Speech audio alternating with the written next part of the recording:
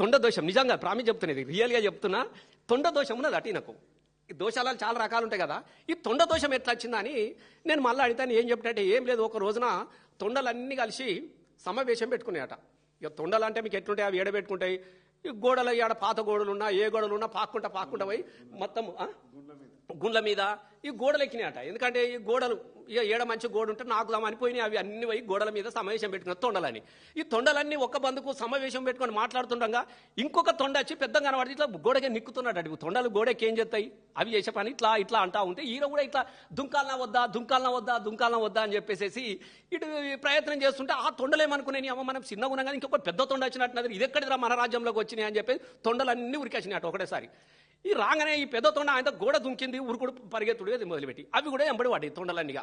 ఇక వీధురుకా వాళ్ళురుకా అవేమనుకుంటే పెద్ద తొండ అని అవి అనుకుంటున్నాయి. మన ఆయనకు తెలియదు, ఈ రేవంత్ రెడ్డి సార్ అని తెలియదు, వాటికేం తెలుసు ముఖ్యమంత్రి అని. ఈ తొండను చూసి అవి తొండలన్నీ వెనకబడితే పోతా ఆయన పాపం ఎంత దూరం ఉరుకుతాడు, దొరకబట్టుకున్నాయి. అవి ఓ గుండె మీద కూర్చుని పెట్టినాయి.